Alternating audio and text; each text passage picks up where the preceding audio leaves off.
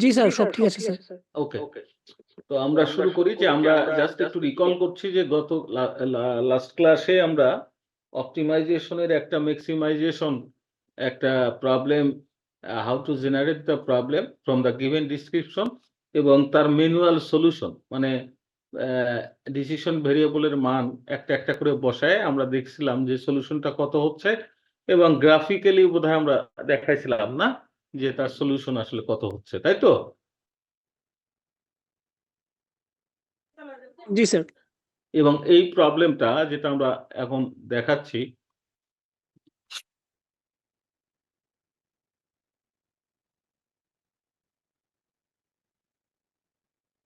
এই প্রবলেমটা থেকে আমরা এই ডিসক্রিপশন থেকে আমরা জেনারেট করেছিলাম হচ্ছে এই অবজেক্টিভ ফাংশন রিসোর্স কনস্ট্যান্ট থেকে হচ্ছে আমরা কনস্ট্যান্ট গুলো লিখেছিলাম, আর আমাদের যা বর্ণনার মধ্যে অ্যাভাইলেবিলিটি সম্পর্কে বলা ছিল, রিসোর্স কন্ডিশন ছিল, এখান থেকে আমরা একটা সলিউশন করেছিলাম এবং this is call manual solution. হ্যাঁ, আর ফিজিবল সলিউশন আমরা সবসময় বলেছিলাম যে ফিজিবল সলিউশন হচ্ছে ওইটাই যা কোনো দিনই হচ্ছে কি কোনো কনস্ট্যান্টকে ব্রেক করবে না বা ভায়োলেট করবে না। তো ফিজিবল সলিউশনের একটা হচ্ছে আমাদের অপটিমাল সলিউশন এবং সেটা ম্যানুয়ালি আমরা পয়েন্ট বসায় বসায় আমরা কনস্ট্যান্ট চেক করতে পারি, চেক করে করে করে যে ভ্যালুগুলা জন্য সব অবজেক্টিভ ফাংশনের মান বেশি হবে সেটাই তার ম্যাক্সিমাম ভ্যালু, তাই তো?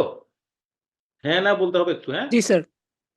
তো এভাবে আমরা চেক করে গেছিলাম এবং আমরা ইনফিজিবল বলেছিলাম যে যে কোনো একটা কনস্ট্যান্টকে ডিসিশন ভেরিয়েবলের মানের কারণে যদি ওটা ভায়োলেট করে তাহলে ওটা ইনফিজিবল সলিউশন। আমরা ইনফিজিবল সলিউশনে আমরা যাব না, আমরা ফিজিবল সলিউশনের মধ্যে আসবো। কারণটা কি? কারণটা হলো যে ফিজিবল সলিউশনেরই একটা সলিউশন হচ্ছে অপটিমাল সলিউশন। যেহেতু ম্যাক্সিমাইজেশন আমরা করছি, সুতরাং ম্যাক্সিমাম ভ্যালু সেখান থেকেই পাবো। ওই সমস্ত ডিসিশন ভেরিয়েবলের জন্য, যে সমস্ত ডিসিশন ভেরিয়েবলের জন্য আমরা পাবো, হ্যাঁ, সেটাই হচ্ছে তার মধ্যে যেটা ম্যাক্সিমাম হবে সেটাকেই আমরা বলেছিলাম কি বলে অপটিমাল সলিউশন। তো আমরা বলেছিলাম যে এইভাবে যদি গ্রাফিক্যালি ড্র করি, আমি বোধহয় একটু ড্র করে দেখাইছিলাম যে একটা কাভারেজ জোন পাওয়া যায় যেটার প্রত্যেকটা পয়েন্টই ফিজিবল সলিউশন। কিন্তু প্রশ্ন হলো যে তাহলে হাজার হাজার পয়েন্ট আছে, আমি কিভাবে চেক করব এত ম্যানুয়ালি? সেই জন্য আমাদের একটা গ্রাফিক্যাল অ্যাপ্রোচ আমরা দেখাইছিলাম যে গ্রাফিক্যাল অ্যাপ্রোচের মধ্যে কর্নার পয়েন্টগুলোতে সাধারণত এই অপটিমাল সলিউশন থাকে এবং সেখানে বোধহয় 4টা না 3টা কর্নার পয়েন্ট ছিল। সেই জায়গার ডিসিশন ভেরিয়েবলের মান নিয়ে আমরা দেখেছি সত্যি সত্যি সেখানে ম্যাক্সিমাম কি বলে অপটিমাম ভ্যালুটা বা অপটিমাইজ ভ্যালুটা আমরা পেয়েছি। এই তো না? এই যে এই কার্ভ আমরা দেখাইছি তো নাকি? এই যে কার্ভ দেখায় যে শ্যাডেড যে এরিয়াটা এটা হলো ফিজিবল সলিউশন জোন রিজিয়ন। তো এখানে কয়টা কর্নার পয়েন্ট আছে? 0-তে একটা, 30 পয়েন্টে একটা, 20 পয়েন্টে একটা, আর একটা হচ্ছে যে আমরা অ্যাজাম্পশন করে নিব 25 আর হচ্ছে হয়তো বা 10 হবে। হ্যাঁ, তো এর মধ্যে যে পয়েন্টের ভ্যালুগুলাতে আমাদের অবজেক্টিভ ফাংশনের ভ্যালু ম্যাক্সিমাম হবে সেটাই হচ্ছে আমাদের সলিউশন। আমাকে হোল জোনের ফিজিবল সলিউশন চেক করতে হবে না, ম্যানুয়ালি কিন্তু চেক করতে হয় এবং হাজার হাজার পয়েন্ট থাকে সেটা তো সম্ভবও না।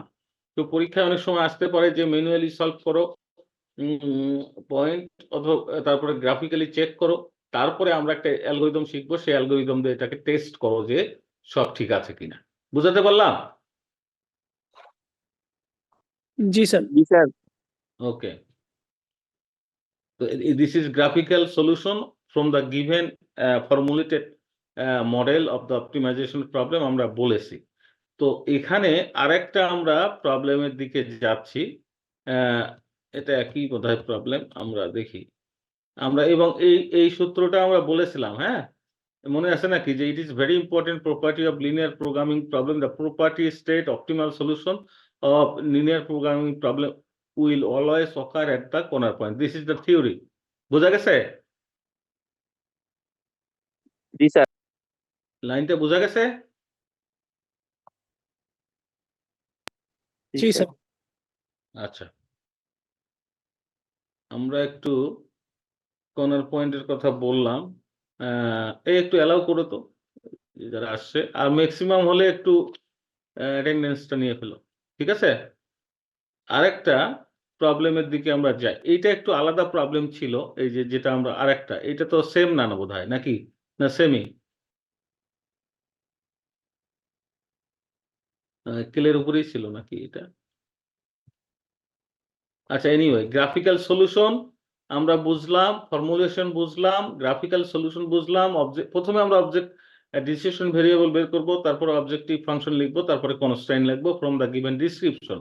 এভাবে লিখে আমরা যখন সলভ করব, ম্যানুয়ালি সলভ করব, আর একটা হচ্ছে গ্রাফিক্যালি সলভ করব। এখন পর্যন্ত সেটা পর্যন্ত বুঝলাম।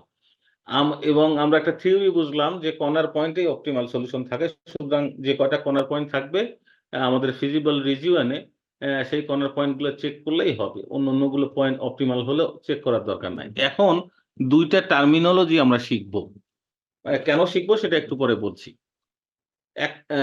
আমরা যে কনস্ট্যান্ট গুলো দেখেছি সেখানে কিন্তু ইনইকুয়ালিটি কনস্ট্যান্ট ছিল, তাই না?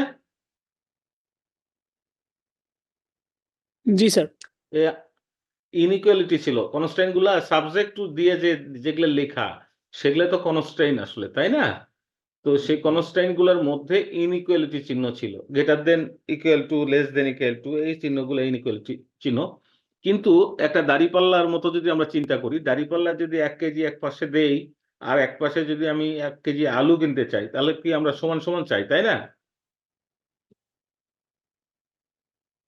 জি হ্যালো। স্যার। জি স্যার। এবং সমান সমানে কিন্তু যে সলিউশনটা বের হয় সেটা কি এক্সাক্ট সলিউশন, তাই না? জি স্যার। সেটা তো কম বেশি করার কিছু নাই।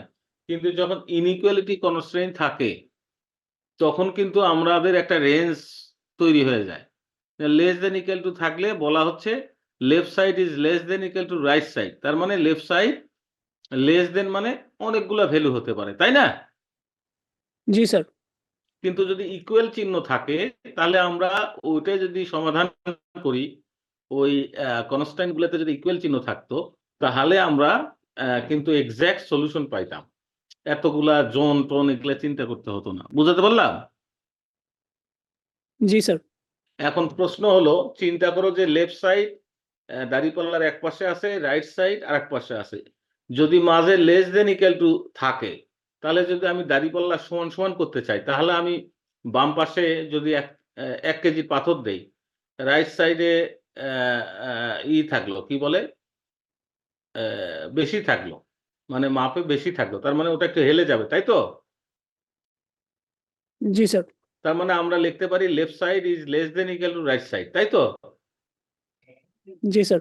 এখন যদি সমান সমান করতে চাই তাহলে আমি কি করলে সমান সমান করতে হবে?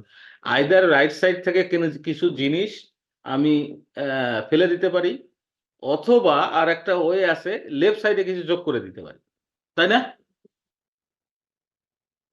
জি স্যার। আমাকে কি বোঝা গেল? জি স্যার। এটা কি বোঝা গেল? জি স্যার, বুঝতে পেরেছি। আমি একটু ব্যাক করি।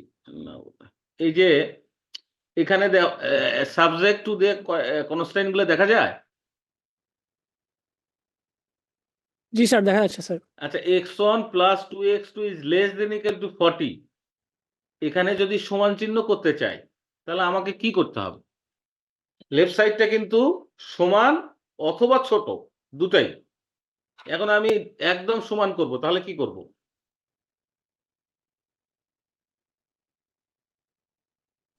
লেস দেন ইকুয়াল উঠায় দিই। সমানের জন্য তো কিছু করার নাই, কিন্তু লেস দেন এর জন্য কি করব? কিছু যোগ করব না কিছু বিয়োগ করব? পজিটিভ কিছু যোগ করবো আরকি। এক্সাক্টলি, আমরা কিছু যোগ করব, তাই তো? জি স্যার। আচ্ছা, এইটাই এই জন্যই বলছি। এবং কেন আমরা এটা করছি? আমরা এই জন্য করছি যে এই যে একটু আগে আমরা দেখলাম যে প্রবলেম টু সলভ সলিউশনে যে গ্রাফিক্যাল বলি, ম্যানুয়ালি বলি বা কর্নার পয়েন্টে বলি, 4-5টা হলে 4-5টা জায়গায় চেক করতে হচ্ছে, তাই না? জি স্যার। আর ম্যানুয়ালি হলে তো আরো বেশি পয়েন্ট চেক করতে হচ্ছে। এটা একটা বোরিংস ওয়ার্কস। তো সেই বোরিং ওয়ার্কস থেকে বের হওয়ার জন্য আমরা কর্নার পয়েন্ট টেস্টে গেলাম থিওরি অনুযায়ী। তো সেখানে পেলাম ভালো কথা। কিন্তু যদি এমন হয় যে না, আমরা এসব করতে যাব না, আমরা একদম এক্সাক্ট সলিউশনটা চাই, তাহলে আমাকে লেস দেন দিয়ে যে মডেলটা লেখা, ম্যাথমেটিক্যাল মডেল মিনস হচ্ছে অবজেক্টিভ ফাংশন এবং কনস্ট্রেইন। এটা মিলে হচ্ছে ম্যাথমেটিক্যাল মডেল। বোঝা গেছে? তো এই কনস্ট্যান্ট গুলার লেস দেনটাকে আমাদের ইকুয়াল চিহ্ন দিয়ে লিখতে হবে। বুঝাতে পারলাম?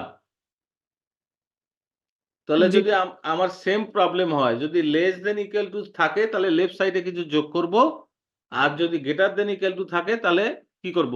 লেফট সাইডে বিয়োগ করব। বিয়োগ করব। এটা কি বোঝা গেল? Yes sir. নাকি বোঝা গেল না? বুঝা গেছে স্যার। আচ্ছা, তাহলে ইকুয়াল চিহ্ন দিলে আমরা কি করব?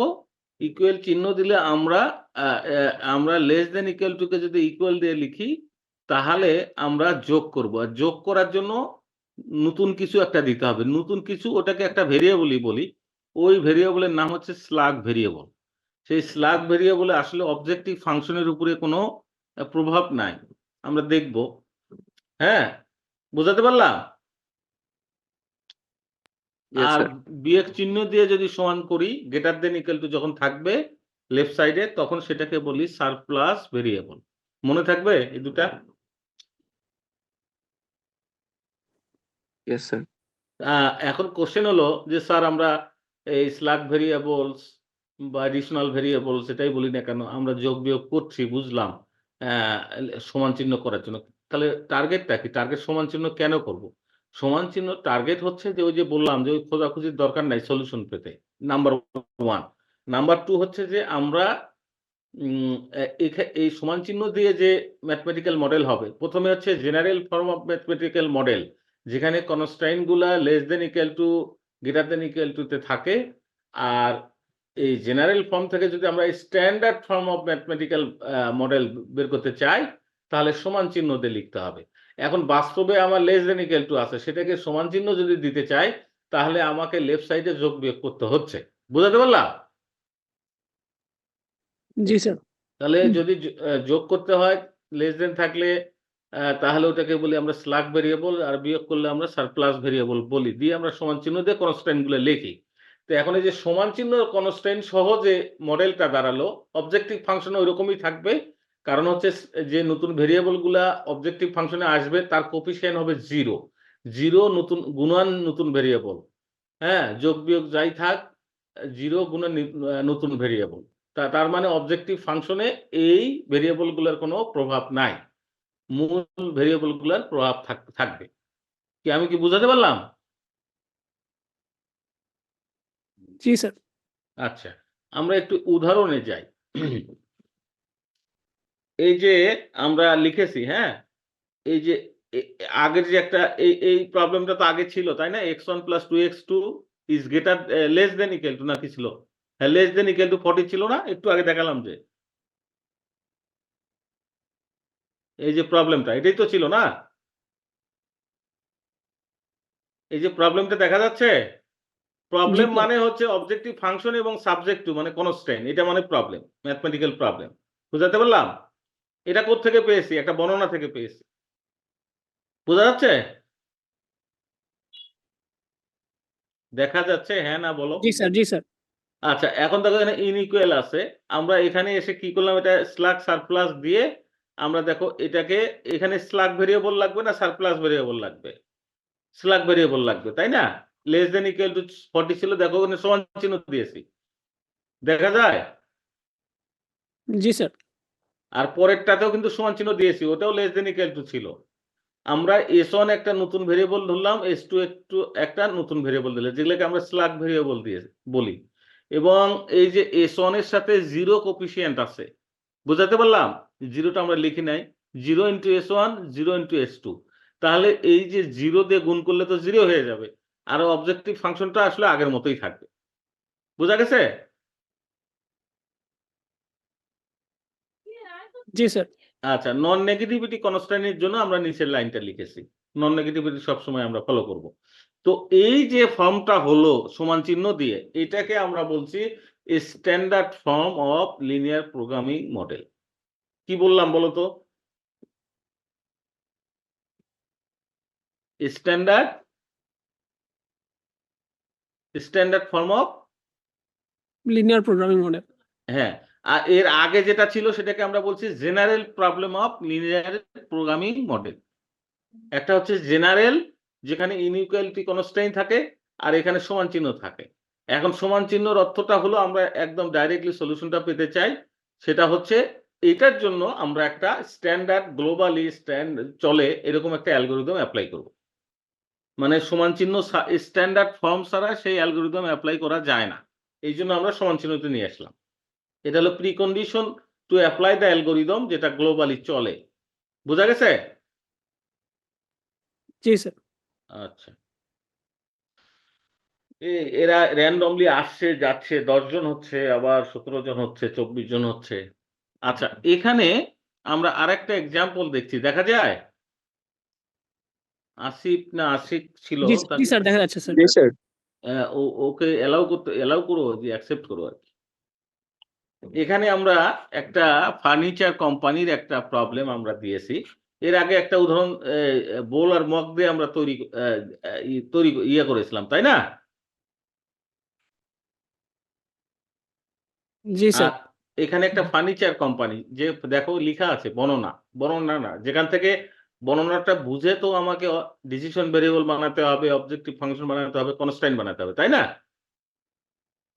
আচ্ছা, আর আমরা দুটা শব্দ নতুন করে শিখলাম, স্ল্যাগ ভেরিয়েবল, সারফেস ভেরিয়েবল, এবং এই দুটা দিয়ে আমরা জেনারেল ফর্ম অফ প্রবলেমকে আমরা কি করি, স্ট্যান্ডার্ড ফর্ম করি। স্ট্যান্ডার্ড ফর্ম করার অর্থ হলো একটু পরে যখন ওরা অ্যাপ্লিকেশনে যাব, যে আমরা একটা গ্লোবাল অ্যালগরিদম আছে, তার নাম আছে, সেটা আমরা অ্যাপ্লাই করতে পারবো। সেটা কেবলমাত্র প্রযোজ্য স্ট্যান্ডার্ড ফর্মের উপরে, নট জেনারেল ফর্মের উপরে। বুঝাতে পারলাম? জি স্যার, বুঝা গেছে স্যার। আচ্ছা, এখানে একটু বর্ণনাগুলো যদি আমরা দেখি, যে Flare furniture company produce table and chair. কি তৈরি করে? একটা ফার্নিচারের কোম্পানি, তারা টেবিল এবং চেয়ার তৈরি করে। এটা তো পরিষ্কার, তাই তো? জি স্যার। কয়টা প্রোডাক্ট? কয়টা প্রোডাক্ট? দুইটা product sir. Table and chair. হ্যাঁ, মানে এই বর্ণনা থেকে আমাদের ধারণা নিতে হবে তো ডিসিশন ভেরিয়েবল। আচ্ছা, গেল। Each table requires 4 hours of carpentry and 2 hours of painting. বুঝা গেছে? জি স্যার। আচ্ছা, এগুলা দিয়ে দিচ্ছে। মানে আমাকে কনস্ট্রেইন, ডিসিশন ভেরিয়েবল, অবজেক্টিভ বানাতে হবে। এইজন্য বলছি যে ক্লিয়ারলি পড়তে হবে। Each chair require 3 hours of carpentry, 1 hour of painting. Available production capacity. Production capacity হচ্ছে 240 আওয়ার্স অফ কার্পেন্টারি টাইম। মানে সর্বোচ্চ কার্পেন্টারি টাইমের জন্য 240 hours and 100 hours of painting time. বোঝা গেছে? Due to the existing inventory of chairs, হ্যাঁ, flares is to make no more than 60 new chair। মানে 60 টা চেয়ারের বেশি আমরা নতুন চেয়ার বানাতে পারবো না। কি বুঝাতে পারলাম? জি স্যার। ফ্লেয়ার্স মানে ওই কোম্পানি বলতেছে যে আমাদের ইনভেন্টরি যে আছে, ইনভেন্টরিতে আমাদের আছে, যে চেয়ারগুলো আছে আগেও ছিল, সেই কারণে আমাদের 60টা নতুন চেয়ারের বেশি আমরা বানাতে পারবো না। এখন বলা হচ্ছে each table sold results in $7 profit. প্রত্যেকটা চেয়ারের বিক্রি করলে আমরা রেজাল্ট পাবো $7 প্রফিট হবে। While each chair produce yields $5 profit. বোঝা গেল? কথা তো ক্লিয়ার নাকি? জি স্যার, ক্লিয়ার। এখন কোশ্চেন করছে যে এই ফার্নিচার কোম্পানির প্রবলেমটা হচ্ছে, তারা বলতেছে যে determine the best possible combination of tables and chair two manufacture in order to attain maximum profit. এখন বলো তো দেখি, যে এখানে আমাদের অবজেক্টিভ ফাংশন ম্যাক্স হবে না মিন হবে? প্রফিট হচ্ছে আমাকে ম্যাক্সিমাম করতে হবে। জি স্যার। ম্যাক্স করতে হবে স্যার।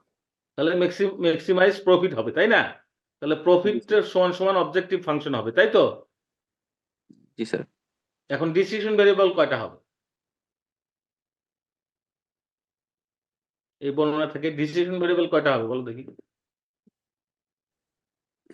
দুইটা স্যার। দুইটা হওয়ার কথা 2টা। না স্যার। এক্সাক্টলি, হ্যাঁ। দেখি আমরা এখন to unknown T is the decision variable, x1 x2 ধরতে পারো। এখানে আমরা টি চেয়ারের জন্য, টেবিলের জন্য টি ধরেছি, আর চেয়ারের জন্য সি ধরেছি। বুঝাতে পারলাম? জি স্যার। জি স্যার। তাহলে টি হচ্ছে number of tables to be produce, C হচ্ছে number of chair to be produce. দুটো ভেরিয়েবল, তাই না? ডিসিশন ভেরিয়েবল, তাই তো? জি স্যার। এখন আসি, objective function state the goal of the problem, what is the major objective is to be solve, maximise profit. এটা কিন্তু বোঝা গেছে না? জি স্যার। আর এটাতে সিঙ্গেল অবজেক্টিভ, এর কি ডাবল অবজেক্টিভ আছে? আমাকে শুধু প্রফিটটাই কি করতে বলেছে? ম্যাক্সিমাইজ করতে বলেছে, তাই তো? জি স্যার। তাহলে আমাদের ডাবল অবজেক্টিভ এখানে নাই। আমি কিন্তু বলেছিলাম যে লিনিয়ারি ডাবল অবজেক্টিভও থাকতে পারে, আরো বেশিও থাকতে পারে, এগুলো কমপ্লেক্স। এখন এই কোম্পানি প্রবলেম হচ্ছে total profit may be express as decision variable দুটা। এখন এই যে অবজেক্টিভ ফাংশনটা আমরা লিখতেছি, এখন ম্যাক্সিমাইজ $70, এটা মানে প্রফিট, এটা আর কি ম্যাক্সিমাইজ প্রফিট, তাই না? জি স্যার। প্লাস 5C, মানে টেবিলে কেন এটা লিখলাম? দেখো আমাদের কিন্তু বলে দিয়েছে পার টেবিলে কত প্রফিট করতে হবে। প্রফিট এখান থেকে হচ্ছে অবজেক্টিভ ফাংশনটা লিখতে হবে। দেখা যায়? এই যে আমার কার্সরটা দেখা যায়? জি স্যার, দেখা জি যাচ্ছে। স্যার। বলছে যে each table sold result in $7 profit. Per টেবিলে কত? $7। আর আমি ডিসিশন ভেরিয়েবল টেবিলের জন্য টি ধরলাম, তাহলে টি সংখ্যক টেবিলের জন্য কত হবে? 70। ঐকিক নিয়মে, তাই তো? পার টেবিলে দেখো নিচে লিখে দেওয়া আছে পার টেবিলে 7, তাহলে টি সংখ্যকের জন্য টি গুণন 7, তাই তো? জি স্যার। প্লাস হবে না মাইনাস হবে? প্লাস হবে স্যার। প্লাস হবে, প্লাস হবে। তাহলে চেয়ারের জন্য প্রফিটটা এইভাবে লিখলাম। এটা কি ক্লিয়ার? জি স্যার। এখন বলো তো এই যে অবজেক্টিভ ফাংশন যেটা ম্যাক্সিমাইজ করছি, এটার এটার ইউনিট কি হবে? Sir currency sir. কারেন্সি মানে বলো, সেটা লেখাই তো আছে। ডলার। ডলার হবে, তাই না? একটা টেবিলের জন্য $7, টি সংখ্যক টেবিলের জন্য $70। বোঝা গেছে? জি স্যার। জি স্যার। তাহলে আমরা অবজেক্টিভ ফাংশন পাইলাম, ডিসিশন ভেরিয়েবল পাইলাম। এখন কি লাগবে? এখন কি লাগবে? নাম্বারটা লাগবে স্যার। হ্যাঁ, কি লাগবে? আমাদের কি স্যার, মডেল হয়ে গেছে, mathematical model? Constant sir, constant. হ্যাঁ, এখন লাগবে কনস্ট্রেইন, তাই তো? জি স্যার। হ্যাঁ, তাহলে আমরা কনস্ট্রেইন, তাছাড়া মডেল হয়নি তো এখন। এখন কনস্ট্রেইন যদি আমরা একটু ওই বর্ণনা থেকে দেখি, আচ্ছা, restriction 1 to have to do the available carpentry and painting times, বলা আছে যে কার্পেন্টারির জন্য টাইম কত হবে আর পেইন্টিং এর জন্য কত টাইম হবে। আর একটা ছিল concern with the upper limit on the number of chair. চেয়ারের জন্য আবার নতুন চেয়ার আমরা বলছি 60টার বেশি কিন্তু তৈরি করা যাবে না, তাই তো? জি স্যার। এই যে একটু আগে এই বর্ণনা থেকেই লিখতে হবে। এই যে দেখো, এই যে আমার কার্সর দেখা যায়, this is one constraint, 4 hours for carpentry, 2 hours for painting. এটা একটা কনস্ট্রেইন। এটা কনস্ট্রেইন না যে এর বেশি তুমি ব্যবহার করতে পারবা না, মানে সর্বোচ্চ এটা পারবা, তাই তো? জি স্যার। আর প্রোডাকশন ক্যাপাসিটি 240 hours, কার্পেন্টারির জন্য টাইম হচ্ছে এটা। বোঝা গেছে? সর্বোচ্চ অ্যাভেলেবিলিটি বোঝাতে পারলাম, তার মানে এটা রাইট সাইডে, তাই তো? জি স্যার। আর 100 hours ফর পেইন্টিং এর জন্য এটা সর্বোচ্চ রাইট সাইডে, তাই তো? আর একটা জি কনস্ট্রেইন আছে এই লাইনে, আমার এই কার্সর দেখা যায়, জি বলা স্যার। হচ্ছে ইনভেন্টরি আমাদের এমন ভাবে আছে কোম্পানিতে, আগে থেকে চেয়ার ছিল, সেই জন্য নতুন চেয়ার আমরা নো মোর দেন 60 নিউ চেয়ার। মানে কি? এটা ইকুয়েশন দিয়ে কিভাবে লিখবো? চেয়ারের ডিসিশন ভেরিয়েবল কে নো মোর দেন 60 নিউ চেয়ার মানে কিভাবে লিখবো? লেস দেন ইকুয়াল টু 60 না গ্রেটার দেন ইকুয়াল টু 60 লিখবো? লেস দেন হবে sir. Less than equal. This is also constrain. বোঝা গেছে? দেখো আমরা বর্ণনা থেকে কিন্তু আসতেছি। তাহলে আসি এখন কনস্ট্রেইনে। আমরা দেয়ার আর 240 কার্পেন্টারি আওয়ার্স অ্যাভাইলেবল। অ্যাভাইলেবল কত কার্পেন্টারি আওয়ার্স? 240। আচ্ছা, এর বেশি হওয়া যাবে না। তার মানে কি লেস দেন হবে না গ্রেটার দেন হবে? লেস দেন হবে। লেস দেন, ঠিক আছে। তাহলে একটা কার্পেন্টারিতে দেখলাম যে 4 আওয়ার্স ম্যাক্সিমাম পরে হচ্ছে টেবিল, তাহলে টি সংখ্যকের জন্য কত হবে? প্লাস চেয়ারের জন্য 3 আওয়ার্স ছিল পেইন্টিং এর জন্য, তাই না? জি স্যার। নাকি? জি স্যার। তাহলে আমরা এই একটা কনস্ট্যান্ট পাইলাম। আবার বলা আছে দেয়ার আর 100 পেইন্টিং আওয়ার্স এর জন্য। এটা কার্পেন্টারি আওয়ার্স এর জন্য চেয়ার টেবিল লিখেছি। পেইন্টিং আওয়ার্স এর আবার লিমিট দেওয়া আছে মেক্সিমাম 100 আওয়ার্স হতে হবে। বুঝা গেছে? তাহলে লেস দ্যান ইকুয়াল টু না greater than equal to? Less than equal to. less than equal to. সেই ক্ষেত্রে 2t প্লাস 1c কেন হলো? কোনটার থেকে আসলো বলো তো দেখি এই বর্ণনা? কোনটার থেকে? কোন লাইন থেকে? বলা হচ্ছে অ্যাভাইলেবল ক্যাপাসিটি 240 আওয়ার্স ফর কার্পেন্টারি টাইম এটা। বুঝা গেছে? মানে চেয়ার টেবিলের জন্যই কিন্তু কার্পেন্টারি টাইম। আর 100 hours for painting time chair টেবিলের জন্য। বোঝা গেছে? তাহলে দেখো জি, স্যার। 2 আওয়ার্স অফ পেইন্টিং এর জন্য যদি আলাদা করি 2 আওয়ার্স অফ পেইন্টিং আর 1 আওয়ার্স অফ পেইন্টিং। তাহলে এই কনস্ট্যান্ট এটা একটা কনস্ট্যান্ট যার সাথে যাবে 100 আওয়ার্স। আর 4 আওয়ার্স 3 আওয়ার্স এর সাথে যাবে 240 তাই তো? জি স্যার। জি স্যার। ক্লিয়ারলি বুঝতে হবে কিন্তু একটা ভালো মতো বুঝলে তাহলে আমরা লিখলাম তাহলে 40 plus 3c less than equal to 40 আর 2t প্লাস 1c 1c মানে c less than equal to 100 আর c is less than equal to 60 কোনটা থেকে লিখলাম বলো তো? চেয়ার Number of থেকে chairs. এইটা due to existing inventory of chairs আমরা বলছি no more than 60 new chair. তাহলে তার লিখবো কিভাবে? চেয়ারের ওখানে এসে chair is not less than equal to 60। তো কয়টা কনস্ট্যান্ট হলো? 3টা স্যার। ডিসিশন ভেরিয়েবল কয়টা? 2টা স্যার। 2টা। তাহলে নন নেগেটিভিটি কনস্ট্যান্ট কি হবে? t is greater than equal to 0, c is greater than equal to 0 এটা থাকবেই সবসময়। কি বোঝা গেল? জি স্যার। এ পর্যন্ত ক্লিয়ার? জি স্যার। জি স্যার। তাহলে আমরা ডিসিশন ভেরিয়েবল বুঝলাম বর্ণনা থেকে, তারপরে অন্য কনস্ট্যান্ট গুলো বুঝলাম বর্ণনা থেকে লিখলাম। এখন আমি যদি সবগুলা মিলে যদি মডেল ইয়াটা লিখি মানে ম্যাথমেটিক্যাল মডেল, এটা জেনারেল ফর্ম না স্ট্যান্ডার্ড ফর্ম? জেনারেল যে ফর্ম। ম্যাথমেটিক্যাল মডেলটা লিখেছি general this is form. General form. হ্যাঁ এটা জেনারেল ফর্ম যেহেতু ইনইকুয়ালিটি কনস্ট্যান্ট আছে তাই তো? জি জি স্যার। স্যার। তাহলে এখন যদি টি এবং সি এর মান যদি আমরা এই ম্যানুয়ালি বের করি তাহলে ওই যে আগের মতো এই সবগুলো কার্ভ আমরা ড্র করব। একদিকে এক্স একদিকে ওয়াই, টি একদিকে সি একদিকে তাই তো? তাহলে এটা একটা স্ট্রেট লাইন হবে এক্স ওয়াই অ্যাক্সিস কে মানে সেট করে 2t 1c একটা স্ট্রেট লাইন হবে। সি শুধু কোন বরাবর যাবে? সি এর মান স্যার। আছে কিন্তু টি এর মান নাই তার মানে 0 ধরো 0 হচ্ছে টি তাহলে টি যে বরাবর 0 আছে সেই বরাবর যাবে এক্সিস বরাবর তাই না? তাহলে আমরা 1 2 3 4 5টা কার্ভ ড্র করে আমরা একটা রিজিয়ন পাবো। আচ্ছা এখন আসি যে এটা যদি আমরা এটা যদি এখন ম্যানুয়ালি সলভ করতে চাই কি করে করব?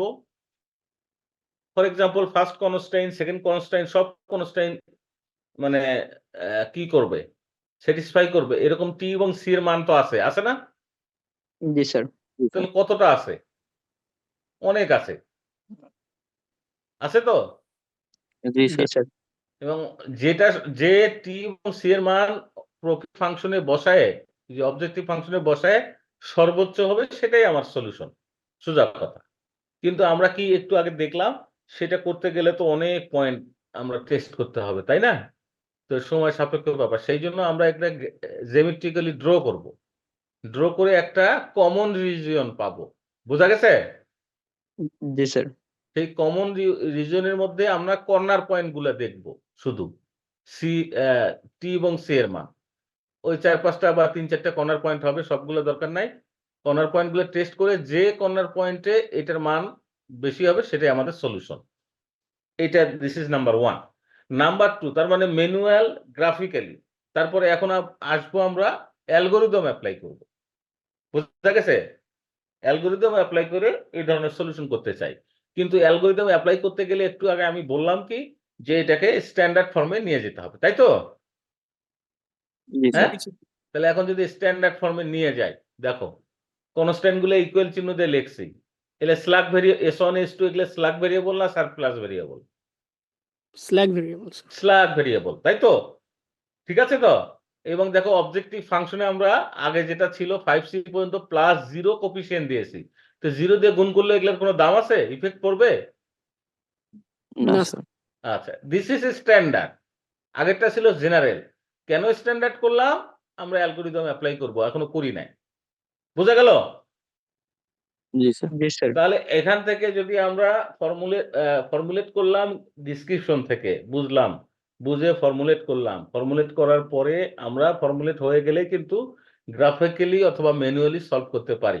যে ভ্যালুর জন্য ওটা ম্যাক্সিমাম বা মিনিমাম যেটা লেখা থাকবে হবে। মিনিমাম যদি লেখা থাকে তাহলে মিনিমামটা নিতে হবে। বোঝা গেছে? আমরা বলছি যে কর্নার পয়েন্টে অপটিমাল সলিউশন থাকে। অপটিমালের মধ্যে কিন্তু মিনিমাল আছে, ম্যাক্সিমামও আছে। বুঝছো? বোঝা গেল? জি জি স্যার। স্যার। তাহলে ওটা একটা সলিউশন করতে পারি, অথবা সবগুলো কার্ভ ড্র করে ওই কর্নার পয়েন্টের কথা, আর ম্যানুয়ালি। আরেকটা হলো অ্যালগরিদম আমরা অ্যাপ্লাই করব, সেটা দেখাচ্ছি একটু পরে। এখানে আমরা কার্ভগুলো ড্র করছি। দেখো এটা একটা কার্ভ কিন্তু। ওই যে 40 + 3C <= 40। আচ্ছা, এই কার্ভটা এভাবে আমরা আঁকাইছি সর্বোচ্চ পয়েন্টে। এখন এইটা যদি মুভ করে লেস দেন যেহেতু আছে, কোন দিকে মুভ করবে? স্যার, সেন্টার পয়েন্টের দিকে। সেন্টার পয়েন্টের দিকে মুভ করবে। উপরের দিকে যাবে না কিন্তু। বোঝা গেছে? জি স্যার। জি স্যার। ওকে, ফাইন। তারপরে আমরা আরেকটা কার্ভ, সরি, 2T + 1C <= 100 আরেকটা ড্র করলাম এইভাবে।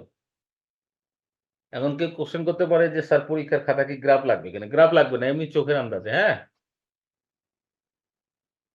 বুঝতে পারলাম? জি স্যার। জি স্যার।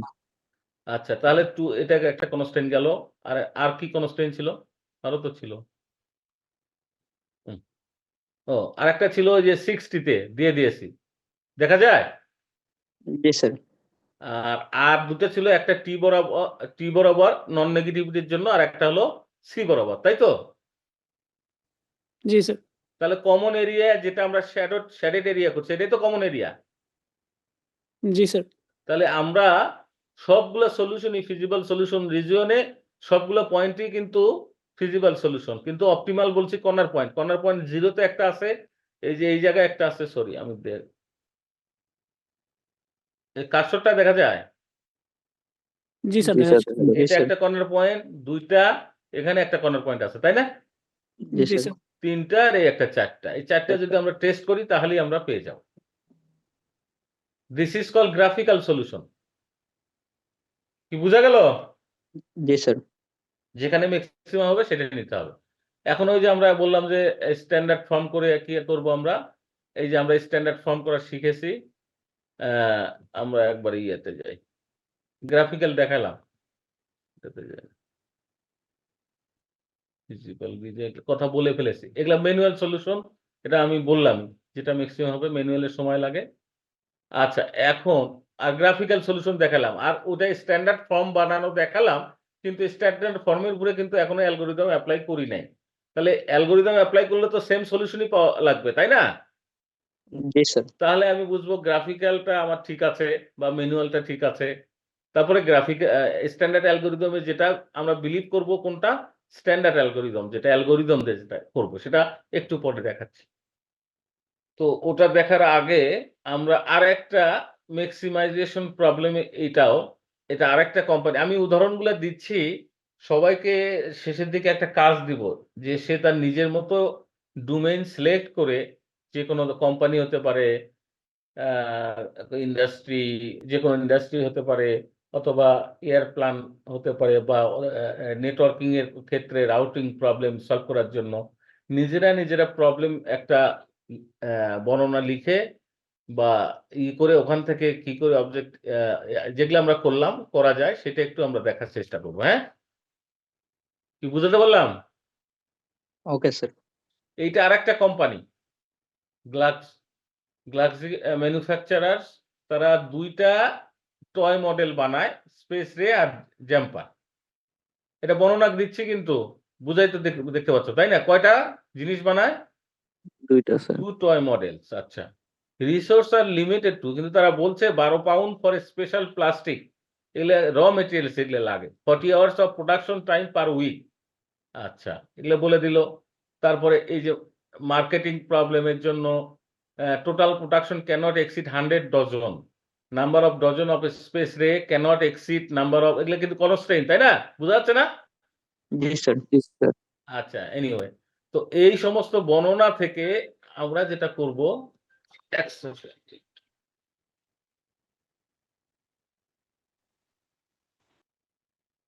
একটু 1 সেকেন্ড, হ্যাঁ।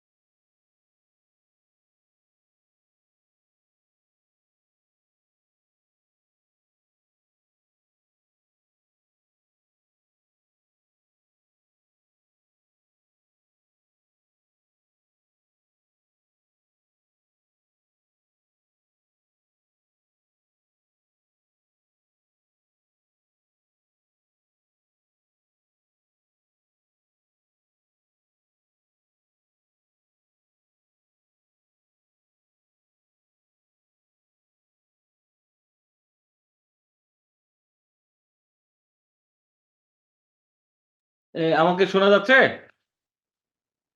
জি স্যার, শোনা যাচ্ছে স্যার। আচ্ছা, তো যাই হোক, এইসব বর্ণনা আমাদের দেয়া থাকবে। বর্ণনা থেকে আমরা যেটা করব, আমরা ফর্মুলেট করব, তাই তো? এই যে আমরা লিখেছি এগুলা, এই যে বর্ণনা দিলাম এখান থেকে ফর্মুলেট করব। ফর্মুলেট করে আমরা ম্যানুয়াল, গ্রাফিক্যাল, আরেকটা আমরা বলছি যে স্ট্যান্ডার্ড ফর্ম করে অ্যালগরিদম এপ্লাই করা। উম এখানে আরেকটা আছে, ওই যে প্রবলেমটা বললাম সেটা এখন এই যে ফর্মুলেট করা আছে, এগুলো আমি একটু স্কিপ করি একই রকমের যেহেতু, তাই না? একটু দেখে নিতে হবে, হ্যাঁ? এগুলো আমি দিয়ে দিব। এই যে এটা গ্রাফিক্যাল সলিউশন করছে তারা। দেখো ফিজিবল জোন এইভাবে পাইছে। হুম। অপটিমাল সলিউশন আমরা গ্রাফিক্যালটা শিখলাম, ম্যানুয়ালটা শিখলাম। এখন হচ্ছে আমরা আরেকটা জিনিসে যাব। এখন সিমিলারলি এতক্ষণ পর্যন্ত যে এক্সাম্পল গুলো আমরা ৩ টা মনে হয় দেখালাম, সেটা হচ্ছে যে মেক্সিমাইজ করার, তাই না? জি জি স্যার। স্যার। এখন হচ্ছে মিনিমাইজ করারটা শিখতে হবে। আ একই জিনিসই ওই ফর্মুলেট করা। এই যে বর্ণনা থেকে এই যে একটা চার্ট, এটা একটা কোম্পানি বা কোন জায়গার প্রবলেম, হ্যাঁ? তো সেখান থেকে আমরা ফর্মুলেট করা, ডিসিশন ভেরিয়েবল করা, মিনিমাইজ এত। তো ম্যানুয়ালি যদি এটা আমরা করি, যে x1 x2 ভ্যালু মানে ডিসিশন ভেরিয়েবলের জন্য এই ভ্যালুটা সবচেয়ে মিনিমাম হবে, সেটাই আমাদের অপটিমাল সলিউশন। বোঝাতে পারলাম? জি স্যার। আর এখানে দেখো কনস্ট্যান্ট এর মধ্যে গ্রেটার দেন ইকুয়াল টু আসছে, বর্ণনা থেকে, বর্ণনা যেভাবে দেয়া আছে। তো গ্রেটার দেন ইকুয়াল টু থেকে যদি আমরা স্ট্যান্ডার্ড ফর্ম করি তাহলে কি করব? প্লাস না মাইনাস করব? মাইনাস করব স্যার। মাইনাস করব। এটা আছে কিনা দেখি। গ্রাফিক্যাল একদম সেম। তাহলে মিনিমাইজ এর ৩ টা উদাহরণ এখানে আছে, এটা একটু দেখে নিতে হবে, আমি দিয়ে দিব। ঠিক আছে? জি স্যার। আচ্ছা। তাহলে গ্রাফিক্যাল সব, এটা আমরা এক্সেল শিটেও করতে পারি। এটা নিজেরা ফাংশন বানায় এক্সেল শিটেও করা যায়, হ্যাঁ? সব ভেরিয়েবল দিয়ে অবজেক্টিভ ফাংশনের মান ক্যালকুলেট করা যায়। এটা আমরা নিজেরা করতে পারি আরকি। সেটাই দেখানো হইছে। পরীক্ষায় তো আর এক্সেল শিট ওইভাবে থাকবে না। আমরা ওগুলো দিব না, হ্যাঁ? তো এই গেল হচ্ছে আমাদের, কয়টা বাজে এখন? ৯টা ৪৫ স্যার। আচ্ছা। এখন কি থাকলো? স্ট্যান্ডার্ড ফর্ম যে বানায় রাখলাম, সেখানে আমাদের এখন অ্যালগরিদম এপ্লাই করতে হবে। তাই তো? এটা একটু জি বড়। স্যার। এটা আমরা নেক্সট ক্লাসে করব। এখন আবার 23 জন মানে আমি সহ, তাই না? না কতজন? সর্বোচ্চ কতজন হয়েছে অ্যাটেন্ডেন্স? স্যার একটু দেখা লাগবে স্যার। এখন তো 23 দেখাচ্ছে মানে 22 জন নাকি? জি স্যার। একবার 24 ও দেখেছিলাম। এনিওয়ে, আচ্ছা, তাহলে আমরা নেক্সট ক্লাসটা কবে করব?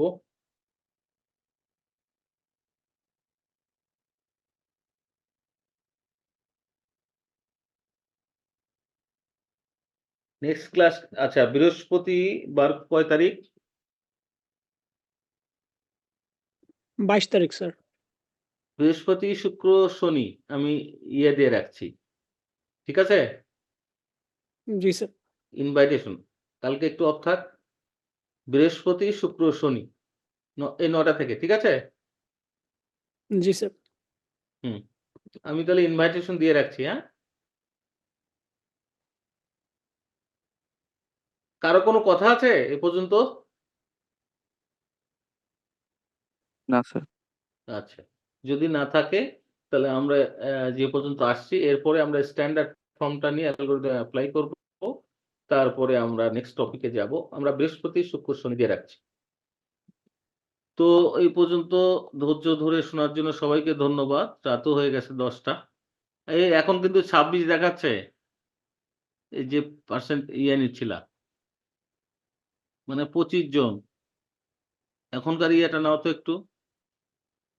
জি স্যার, আমি সবাইকে মেসেজ দিতে বলে দিয়েছি স্যার। যারা যারা মেসেজ দিচ্ছে তাদের অ্যাটেন্ডেন্স নেওয়া হচ্ছে। আর দিয়ে আমাকে আমার ওই যে হোয়াটসঅ্যাপে দিয়ে দিও, হ্যাঁ? জি স্যার। ওকে। তো আমি বৃহস্পতিবার, শুক্রবার এবং শনিবারের দিচ্ছি। ইনভাইটেশন একটু পরে, হ্যাঁ? Thank you. Thank you.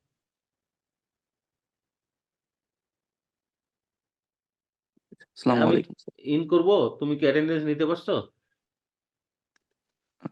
Sir দিচ্ছে এখনো স্যার, 2-1 জন। স্যার গ্রুপে জিজ্ঞেস করে নিব স্যার, সমস্যা নাই। তাহলে আমি করলাম। আচ্ছা স্যার। এখন তো আবার 28 জন দেখাচ্ছে না কি? না কয়জন? 21 জন। এনিওয়ে